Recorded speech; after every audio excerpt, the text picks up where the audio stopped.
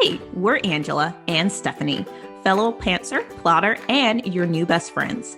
In an industry where doing all the things to make another buck and stay afloat seems to be trending, we're here to shift the conversation. On the Indie Author Lifestyle Show, we're committed to teaching you actionable strategies that lead to a successful indie author career and life. Grab your filled mugs, bring your notepad, and let's get to work. Welcome to another episode of the Indie Author Lifestyle Show. We are here with episode 40, which is awesome. And I'm really excited because I have a few announcements to dive into first thing. Seems kind of funny saying announcements, but it is 2021. And I'm really excited because this will be a fantastic year for writing, marketing, and publishing. I was reading a survey by Written Word Media, and they were talking about how the market is really good right now. Because people have been staying at home, readers have been super hungry for ebooks, and they've also been hungry for physical books as well. And so now's the time, if you can get the visibility, if you can get in front of readers, now's the perfect time to really capitalize on that. And so, in order to help you with boosting your sales and your book's visibility, Stephanie and I have put together a workshop called Simple Steps to Boost Your Book's Visibility. And you can grab that by just joining our email list. It will be in the show notes, indieauthorlifestyle.com/040. You can go ahead over to join our email list and we'll send you a link with that workshop. It's about 30 minutes, so you can spend some time listening in, and then you can go ahead and implement those steps and go ahead and get your book going. Also, in episode 38, we talked a lot about how to boost your book's visibility with a Bookstagram tour. So I highly recommend going back and listening to that if you haven't already. And then we do have a couple of really fun speaking engagements coming up. So both Stephanie and I are involved with these. The first one that's coming up, the first one that's coming up, I think, is Pro Writing Aid is putting together a fantasy week. And so this is going to be fantastic because we will both be doing workshops, fantasy themed workshops. And so I definitely recommend, again, this will be in the show notes, but come across to the show notes and click that link and go ahead and sign up for those free webinars and learn from us. And we'll dive into things that we haven't really talked about here on the show. So this will definitely be something that you don't want to miss. And then what I am super hyped for is the Women in Publishing Summit. My friend Alexa Bigwarfy runs it, and she's been doing this for a few years. It's been fantastic. I've been friends with her since 2016, so we go way back, almost as far back as Stephanie and I. And she just does a phenomenal job putting that together. She has an amazing lineup of speakers. And so you'll definitely want to go ahead and get your ticket and sign up. There are going to be some excellent teachable moments. And so no matter where you are in your walk, if you're struggling in different areas of writing, marketing, publishing, really focusing on craft, or whether you're kind of focused on more on like technology and putting it all together, there will definitely be something for you to learn it there. And then finally, our very own Stephanie Blah has put together an amazing course for writers. And so I'm going to turn it over to her to chat about that. Yes, guys. And so I went ahead and created a program called Writer Readiness. Now, why did I create this program? Simply because a lot of us, especially if we are aspiring, if we're not already authors yet, but we aspire to be, which I know a lot of you in our audience do, you get hung up on some things. May find you might find that you reach a place in your draft where you're not able to finish it, or you come across with a lot of obstacles to why you're not able to write your story and you're not sure what to do and how to get over it. And so writer readiness really tackles, before you even get into the craft of the draft, you really get into the mindset work, right? Because before you even dive into writing, you need to be able to understand that you can do it. You have the ability, you have the story inside of you, you have the ability to write a full-length novel, and there's nothing keeping you from doing that. And there is some astronomical statistics that talk about a lot, however, the thousands of writers who say they want to write a book or want to write a story, want to publish, want to be an author, And the numbers of them that actually do it is almost slim to none, right? It's almost like a 1 out of 10 writers who will actually sit down, put their ideas to paper, and actually write the book. And I would argue that a lot of that is mindset. A lot of people get hung up on imposter syndrome. A lot of people get hung up on writer's block, which is not a thing. And we've discussed this before on the podcast. A lot of people get hung up on the fact that they don't know how to get this story out of them, or they don't think that they are capable, or they have favorite authors and writers that they look up to, that they revere, and they believe because these writers are so amazing, they themselves could never write. And so, if you feel or find yourself in this position where you have tried and you've not been able to do it, or you literally don't even know where to start, writer readiness will help you conquer those mindset obstacles and will get you to move past the writing resistance so that you can actually write your story. So, I encourage you to go to stephaniebwaba.com. All of the information is there. Of course, we'll also have the resource in the show notes for you to make it easy for you to find. And I will see you on the inside. I am excited to work alongside you to get your mind ready so that you can actually get writing. Oh, that's going to be phenomenal. So I hope y'all really come across the show notes, grab all these links, and check these things out because this is for you. And speaking of writing, Stephanie, what have you been working on this week? You guys, I have been knee deep in a story that I've been working now for, I was going to say about a year, but I think I've been working on it for over a year. Like the idea came to me a little bit ago, and then like I started to work on the actual story about a year ago and like writing it and whatnot. And so this is a book about mages and sirens. It follows a mage princess and a siren prince. And they come from two worlds where they are born to do one thing, which is to obliterate the other. Okay. It's very much so land versus seas. This is a very slow burn, enemies to lovers romance. And it's so much fun because these two characters will learn so much about how they've been conditioned, about what they've been taught. They will learn about how, when it comes to the other, they are more alike than they realize. And so it's very much so a journey of understanding that you've been fed a lot of things, but along the way you realize, wait a minute, like, have I been fed the truth? Do I know the truth? So there's a lot of bombshell plot twists, and it is so much fun. Of course, this is young adult fantasy, so it's also fast paced. There's a good bit of like, not necessarily romance, but as far as like good tension, right?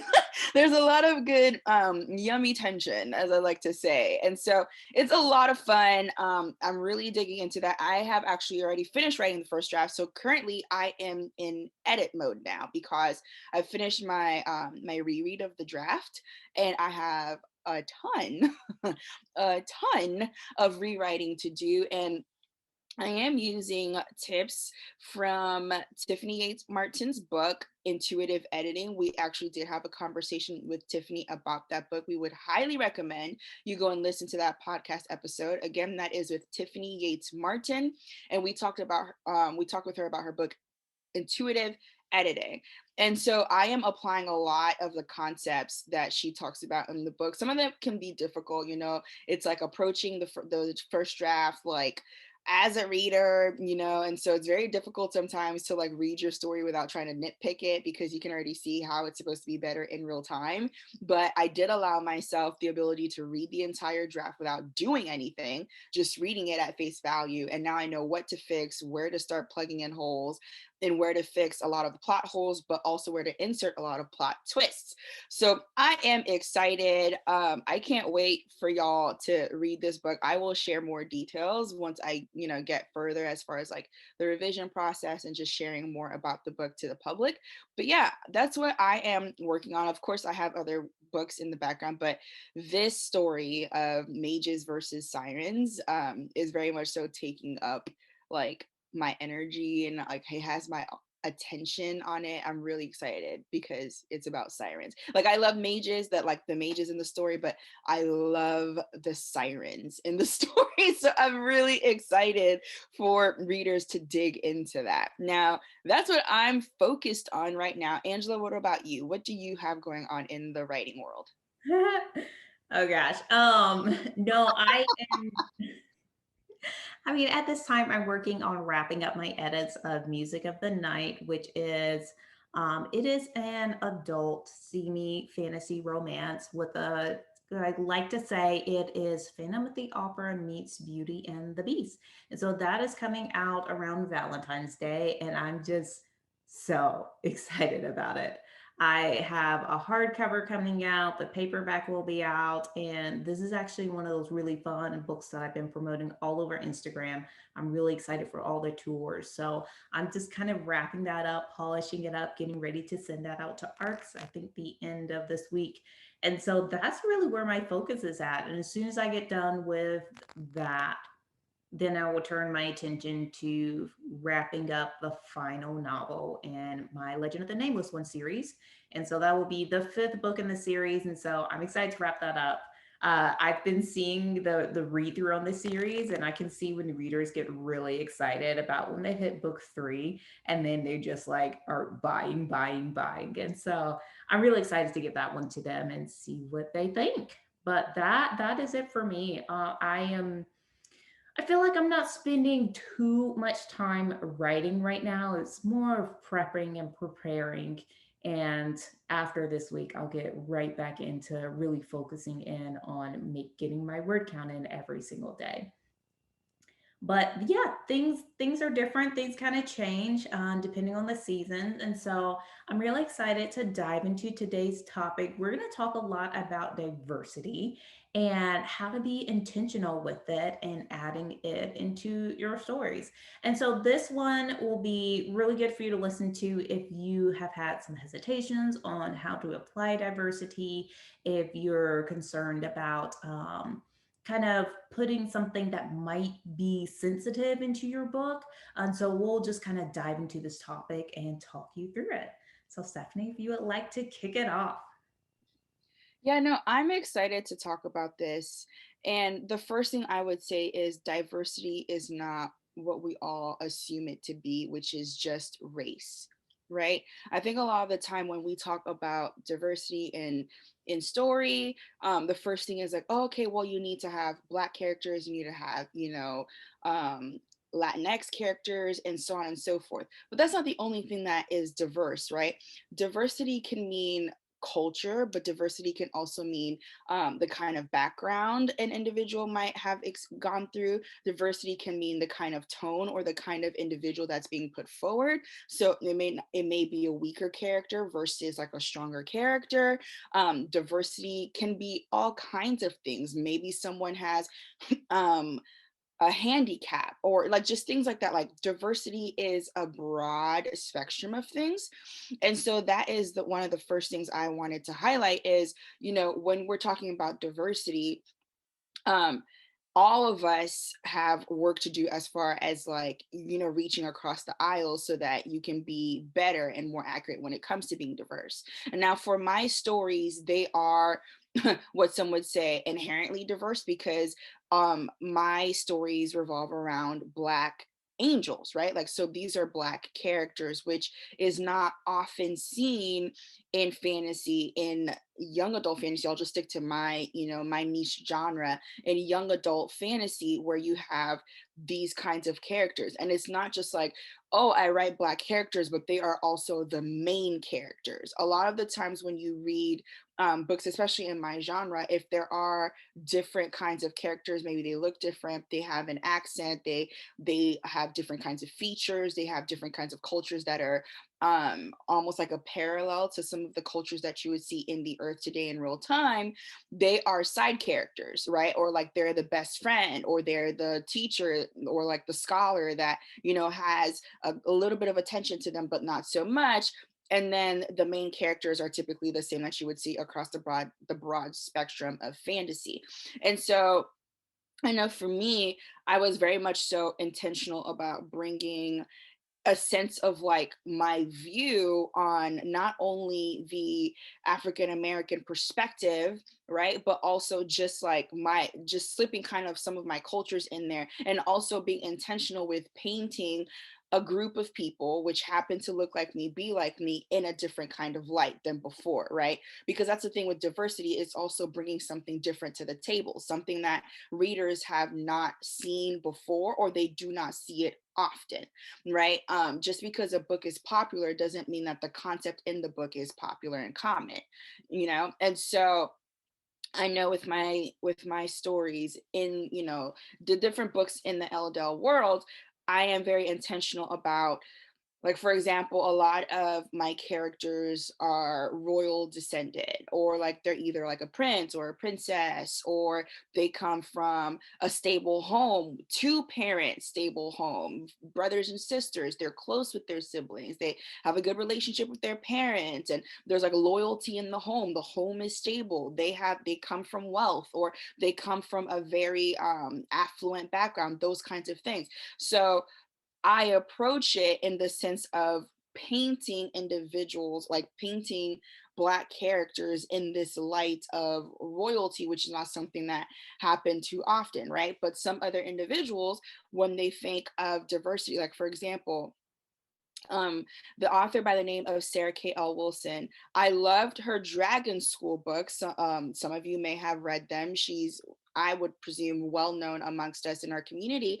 But her Dragon School books, I love them because her main character, Amal, I hope I said that right, but she has a handicap, right? And that was one of the first times where I read about a character that it was the main character and they had a handicap, and it wasn't viewed in this sense of, oh, it makes her weaker and it makes her, you know, inferior to others, but her handicap served as a strength for her, and it made her a stronger main character. And so I know when it comes to, you know, the first thing when it comes to diversity for me, I try to think of bringing something different, especially now I, again, for me, my character is Black, I am Black, right? But for example, if a writer potentially is Caucasian, right, and they're writing about a Black character, that's you bringing something different to your space, to what you do, to what you write, and you're making room for something different.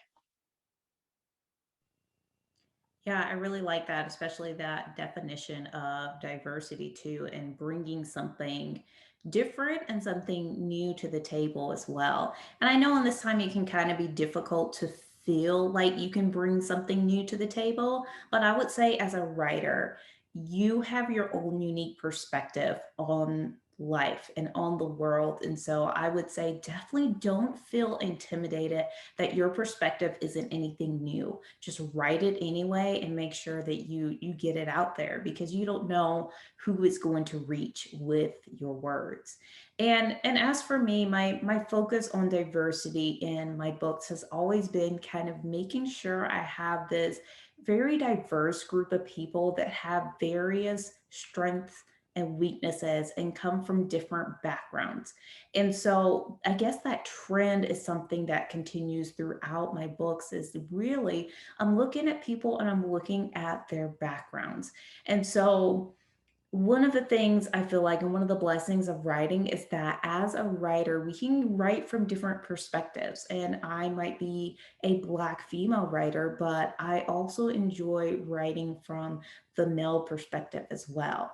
And that is the beauty of writing, is that we can get into these characters' heads and write. And it really helps when you know their background. I know we've done a few episodes on world building and character development. And really, when you dig into the character and the essence of who they are and what makes them diverse and strong, really comes from their background and their viewpoint on the world.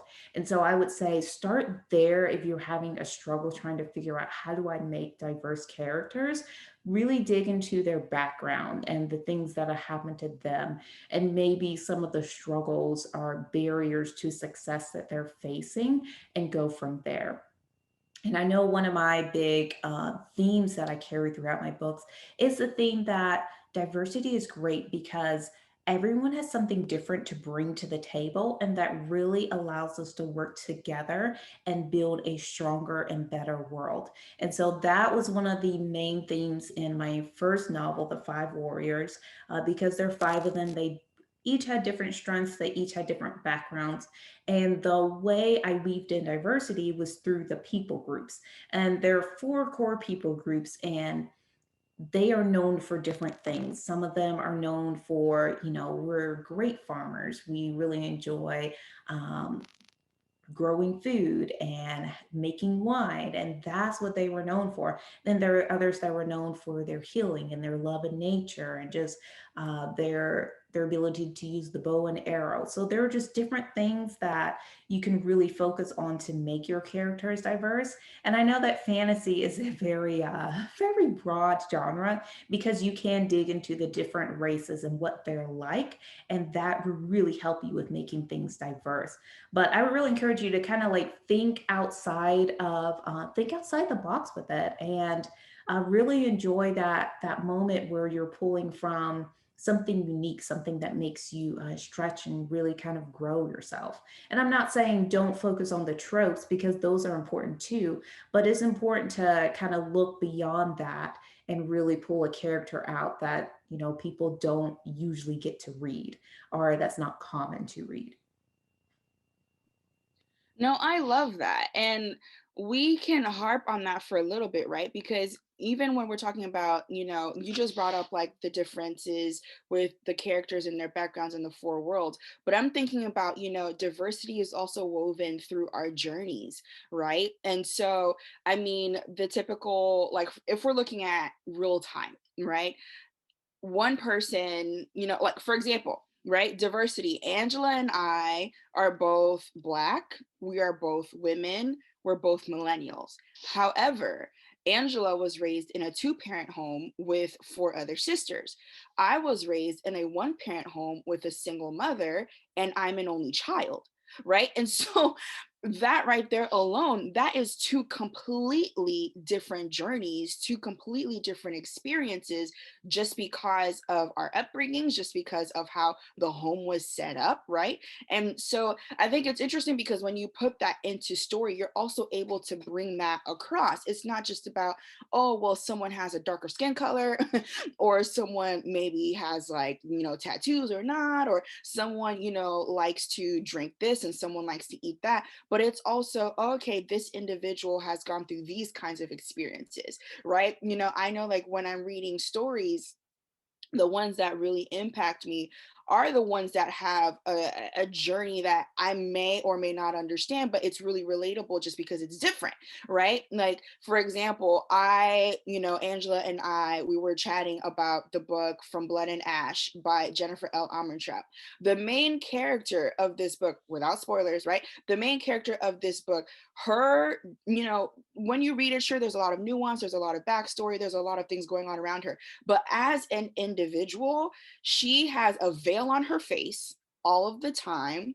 She wears the same exact dress every single day. She's not allowed to speak to anyone. No one is allowed to speak to her. No one's seen her face. No one's heard her voice. And so that right there is a different experience, right? Because if you put yourself in the shoes of, let's say there's an individual out there in the world that's going through that, it's so much different.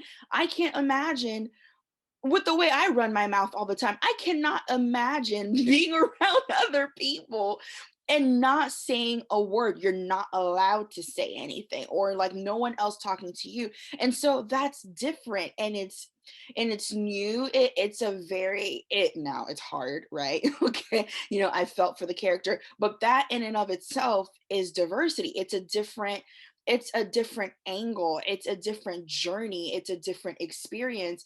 And as such, the character has to go, through their experience of growing from that, overcoming it, and seeing how will that kind of a situation make or break them. And so another thing I love as far as like when it comes to diversity is just kind of like tone, and also just how these characters come across, right?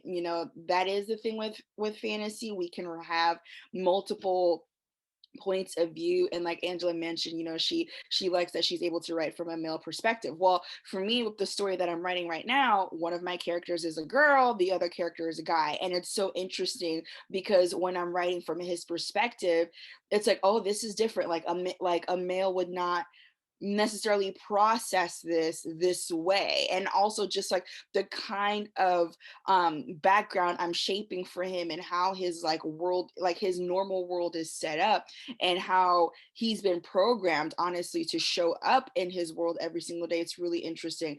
And so maybe we can talk about that a little bit as well, is just like the tone and how like different characters show up, and even like diversity in their personalities, right? Because like it varies so much so, but because they're so different, it's able to create this like cohesive and just alluring kind of story, because they're so different, and so they complement each other because of the differences. Yeah, actually, I think that's a good point. Just because I've been fascinated with, I guess, immortal characters where they have this long lifespan, where they've seen a lot of the world, and they're just kind of trying to.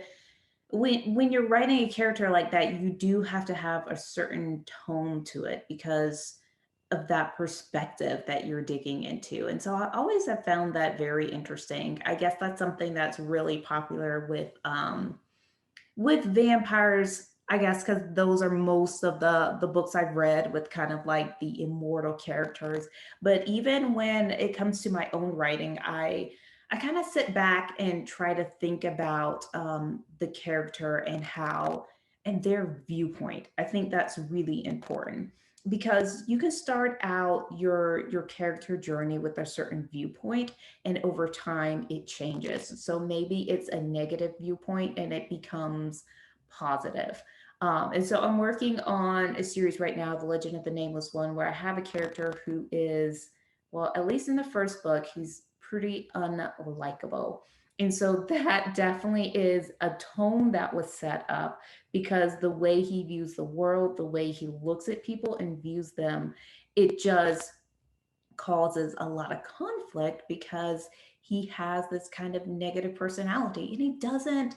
The thing is, when you're writing a tone with that, from his viewpoint, he didn't think that he was doing anything wrong because he's just looking at things from his point of view. And he's like, well, this is not how it should go. I don't care that you're angry or upset or mad, like just whatever, like my way or the highway.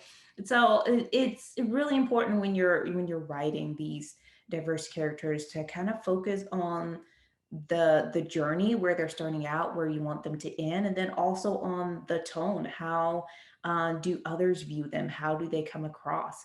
What are kind of the misconceptions that people are picking up? And I think one of the biggest books for misconceptions, for kind of seeing someone and making the a snap judgment immediately, is the good old classic Pride and Prejudice.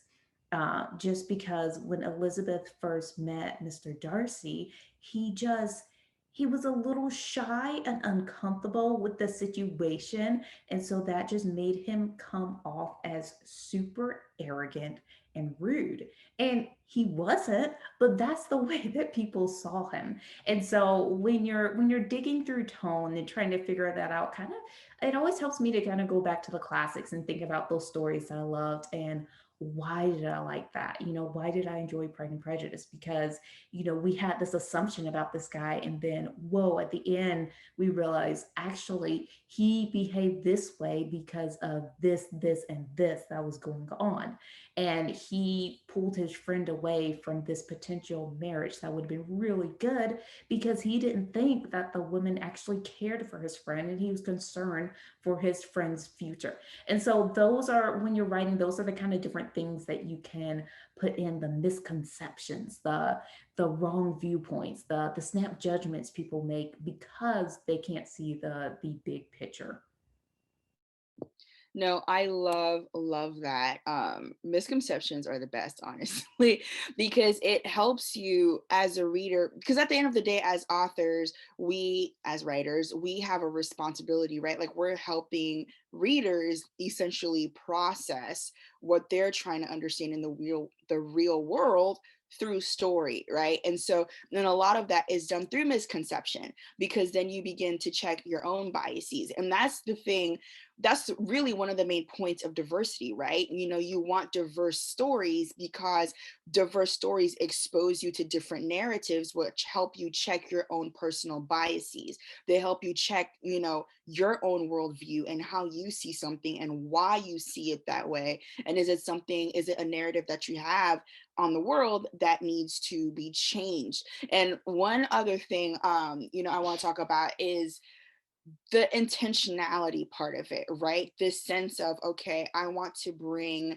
this kind of story into the world. And honestly, that can start for you writers, no matter what you're writing, that can start with having a conversation with someone that is different than you, or witnessing something taking place in the world that you may not understand or you wish to know more about, or something that intrigues you or allures you and you want to learn more and you want to shed more light on it, right? You know, if I were to write a story about an illness, like let's say I wanted to bring awareness to an illness, I would have to research about that. I would have to ask, I would have to potentially speak to someone that has gone through that to really understand how it's going through. Like, for example, let's say someone deals with chronic depression, right? That is a really dark place. And that's not something that, especially if you've never gone through it, that's not something that you can just like throw words together and try to make that happen. Or, you know, you just watch a movie, which can be good, it can kind of portray it. Or if you read other books, it can kind of portray it. But that is one thing where you would actually, it would behoove you to speak to someone who's gone through that, right? And to say, look, you know, I know this is going to cause you to face a darker chapter in your life, but if you are willing, I'd love to have a conversation about that. Like, what brought you to that? What was it like when you were there? How did you come out of that? What helped you come out of that? What were you able to hold on to get through it? Right? Because that is something that is a completely different perspective, probably from your own. But just because you've never gone through it doesn't mean you can't write about it, doesn't mean you can't bring awareness to it, doesn't mean you can't share about it, right? But when it comes to being intentional with wanting to write a story that does bring a different narrative so that you can get readers thinking, right? Because at the end of the day, yes, we read to escape, but we also love to read when it challenges us, when it makes us ask questions, and when it gets us to think a little bit. And so it would behoove you, you know, to have that conversation so that you can bring those tales to the story you're writing and to bring a different kind of narrative that is, you know, vastly different from your own. And so I know that is one way to really sit down. If you're sitting to yourself and you're saying, okay, I want to write a story that's diverse, but I don't know how. Start with having a conversation with someone that's different than you. Or if that is, you know, especially if you're an introvert and you're like, well, that's a little too much, start with reading something that you wouldn't typically read.